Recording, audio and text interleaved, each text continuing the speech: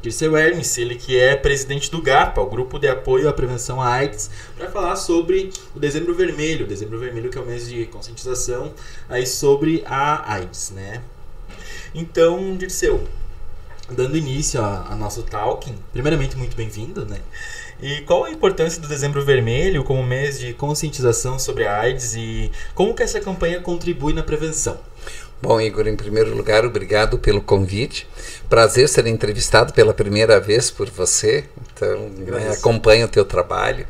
E esse é um espaço muito importante para que se fale sobre o Dezembro Vermelho e principalmente sobre a questão da presença do HIV nas nossas vidas. Porque o que nós percebemos?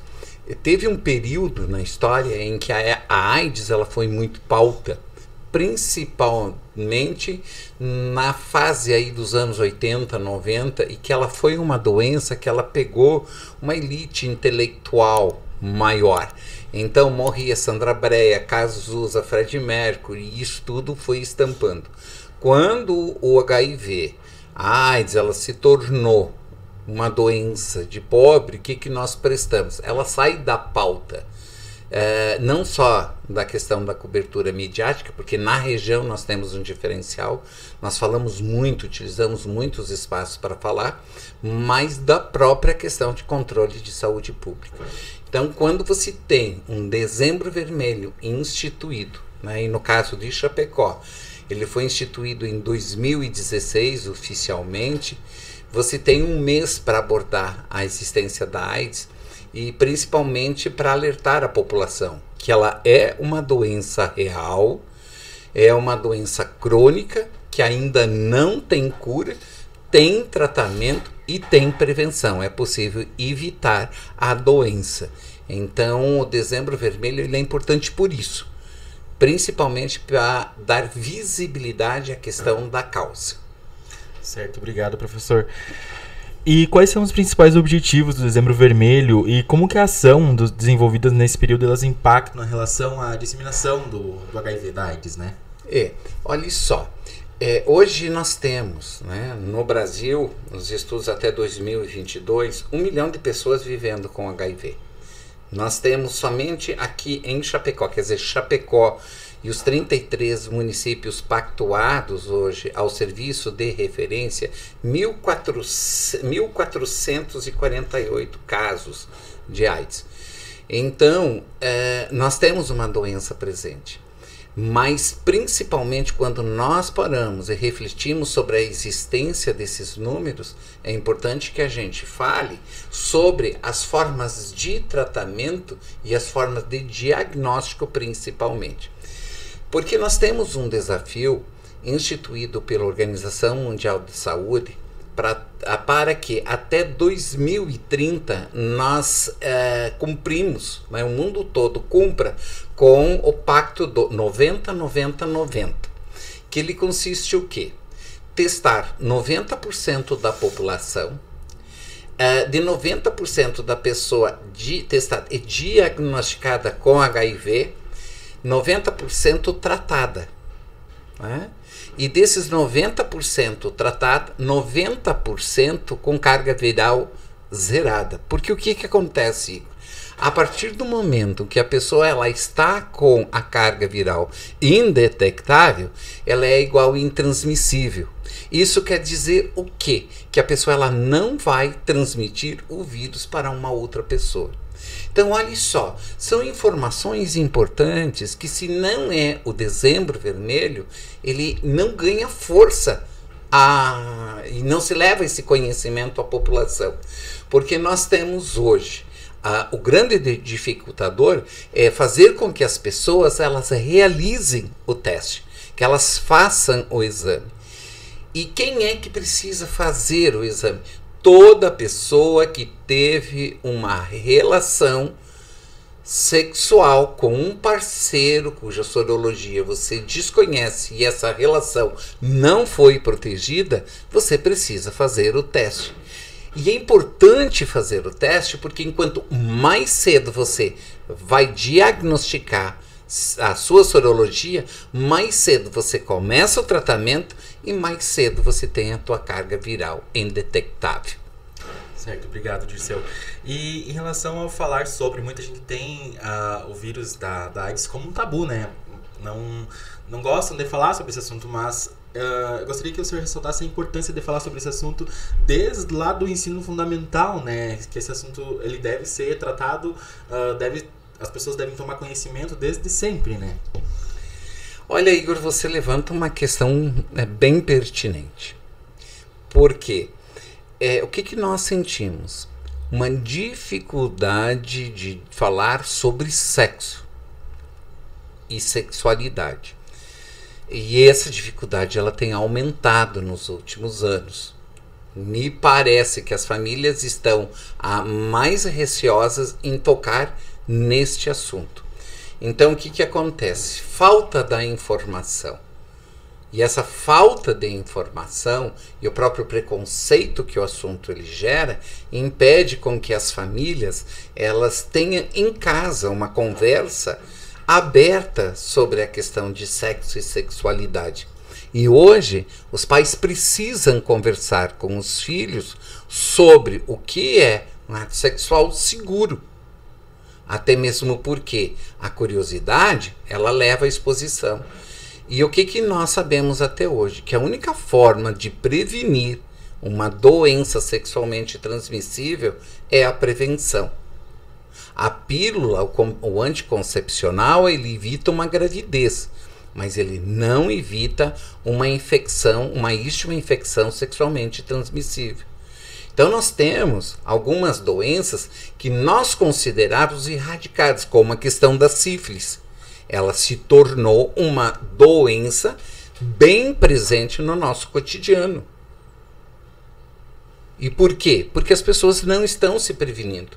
Doenças básicas como a gonorreia eram doenças que até então ela não se falava tanto. Mas se você pegou uma gonorreia, né, ela é o indício de que você teve uma relação desprotegida e ela é sim uma porta de entrada para o HIV. Então, o que precisa ser feito hoje? Discutir sobre o assunto. As famílias precisam discutir na educação dos seus filhos esse assunto. A escola precisa discutir. A comunidade precisa discutir. E sem tabu. Porque o que faz com que as pessoas não se assumam quanto HIV positivo? É pelo julgamento. Porque ainda a AIDS, a forma de transmissão é pela relação sexual. E sexo ele é um tabu, ele é pecado. Então assim, ninguém pede para contrair um vírus. Ninguém vai intencionalmente.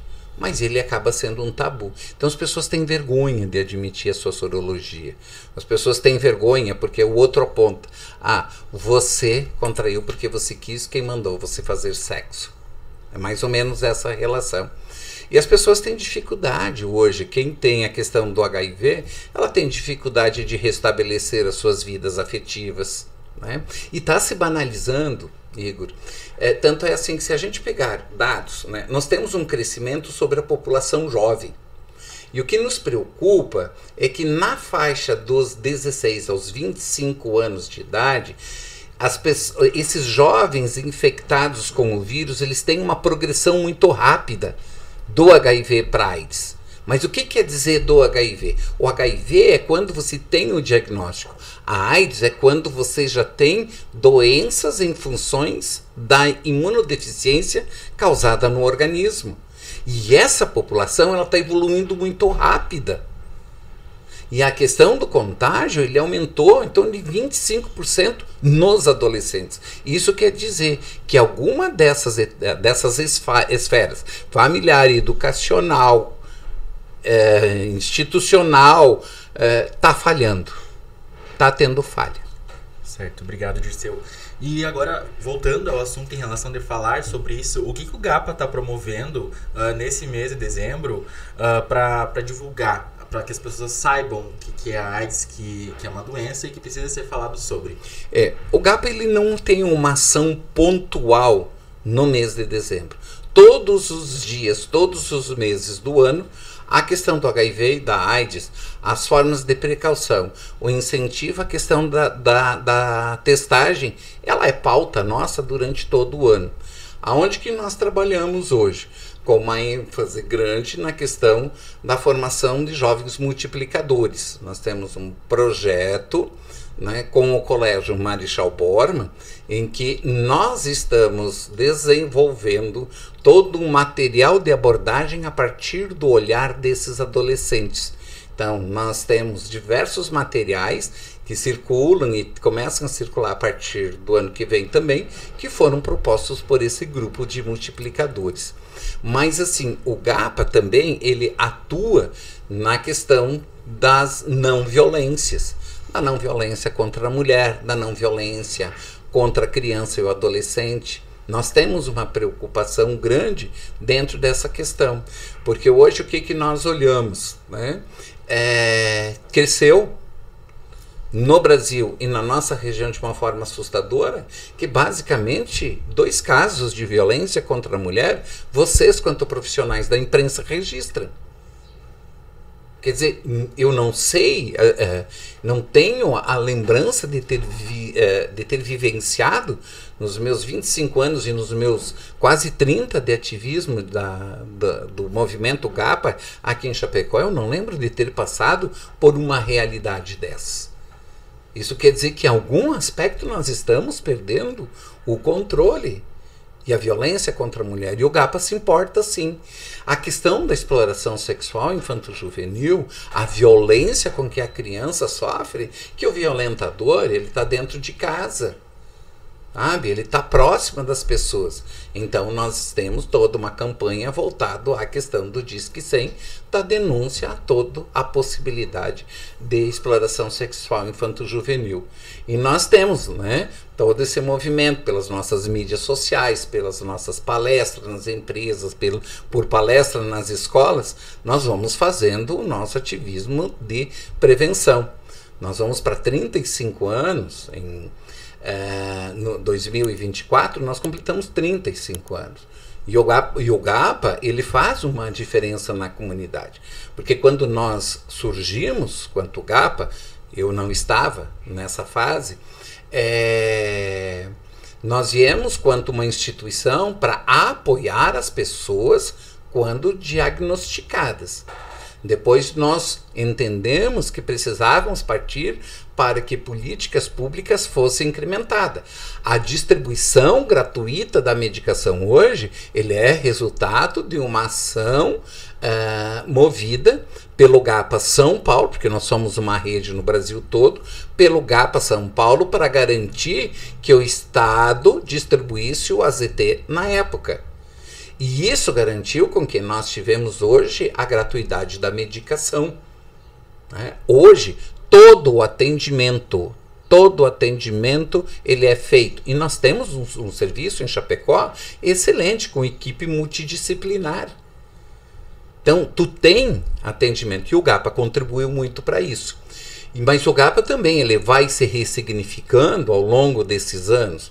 Nós tivemos um momento que nós trabalhamos com população mais vulneráveis. Nós trabalhamos com profissionais do sexo, com pessoas em privação de liberdade.